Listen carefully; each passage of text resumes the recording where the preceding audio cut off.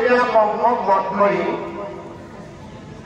পিতৃ মাতৃৰ বহুতে দৈৱকীক কাৰাগাৰৰ পৰা মুকলি কৰি দিছিল আৰু দৈৱকী আহি হাইৰা কৃষ্ণক ক'লে, হে কৃষ্ণ, মইতো জানো তুমি জগদীশ্বৰ, কাৰণ তুমি অনন্ত কোটি ব্ৰহ্মাণ্ডৰ নায়ক, তুমি স্বজনকৰ্তা, পালনকৰ্তা, তুমি সংহাৰকৰ্তা। কিন্তু এটা কথা ভাবি মই আচৰিত মানিছো, কাৰণ কংসক বধ কৰাৰ কাৰণে তোমাক 14 বছৰ লাগিল আৰু আমাকো মুকলি কৰাৰ কাৰণে তোমাৰো 14 বছৰ সময় লাগিল। এই কথাটোৱে মই বুজি নাপালো। তেতিয়া আই মাৰি কৃষ্ণই মাতৃ দেৱকীক ক'লে, আই আপুনি জানো কেটাৰ যুগত কৈকি নাছিল? আপুনি ৰামক কিমান বছৰ বনবাস দিছিল মনত জানো নাই? আপোনালোকে জানে গংগাত স্নান কৰিবলৈ আমি যাওঁ, গংগা পবিত্ৰ, স্নান কৰি মহাপুণ্য হয়। কিন্তু গংগাৰ পুত্ৰ ভীষ্মই সৰসজ্জাত থাকিব লগা হৈছিল। যদি গংগাই মানে পবিত্ৰ, তেওঁৰ পুত্ৰই কিয় সৰসজ্জাত থাকিব লগা হৈছিল? এজন আমাৰ সকলোৱে পৰিচিত দণ্ডী প্ৰভু, দণ্ডী প্ৰভু যায়, দণ্ডী প্ৰভু এজন। ভাল কৰ্ম কৰিলে ভাল ফল, বেয়া কৰ্ম কৰিলে বেয়া ফল।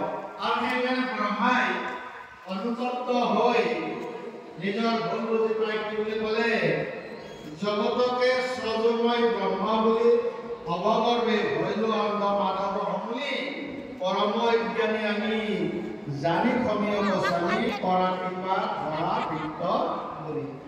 মই নিজকে স্বজনকৰ্তা বুলি ভাবিছিলো আৰু তাৰ কাৰণে মই অহংকাৰত অন্ধ হৈছিলো, যাৰ কাৰণে আপোনাক চিনি পোৱা নাছিলো। আজি বুজি পালো, কাৰণ আপোনাৰ জ্ঞান চকুৰ মেল খালে আজি বুজি পালো। যেনেকৈ বুজি পালে জাম্বুৱন্তৰ পিঠিত যেতিয়া ভুকুৰিছিল 28 দিনৰ অন্তত জাম্বুৱন্তে কি বুলি কৈছিল, আগে নাজানিলো এবেহে জানিলো, তেন্তে তুমি চিনি না। আজি তত্ত্ব ব্ৰহ্মায় গৌৰৱিতা স্বৰূপ কৰি গৌৰ গৌৰক্ষা স্বৰূপ কৰি এবছৰ ৰখাৰ পাছত গম পালে জগতৰ পৰম ব্ৰহ্ম কৃষ্ণৰ মহিমা উপলব্ধি কৰিলে আৰু বুজি পালে তেওঁৱে যে স্বজনকৰ্তা, পালনকৰ্তা, সমস্ত সংহাৰকৰ্তা, যাক সিদ্ধান্ত দিছে ভাগৱতে একদম ন্যায়ম দ্বিতীয়ম কৃষ্ণস্তু ভগৱান স্বয়ং।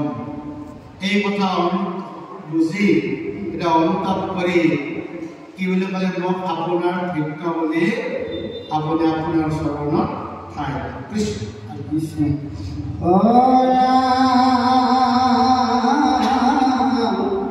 বিশেষ শুনাস্বামী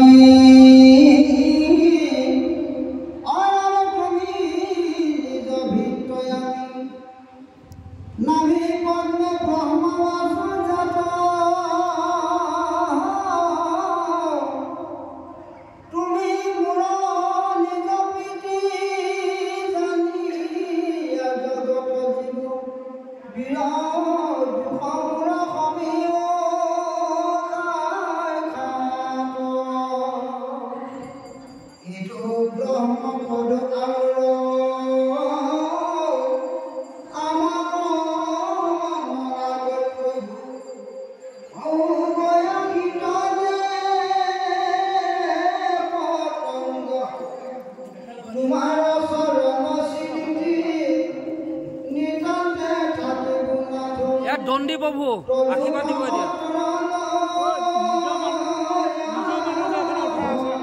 এজন লগৰজন দেই, ভক্তসকলে মানে সেৱা ধৰিছে।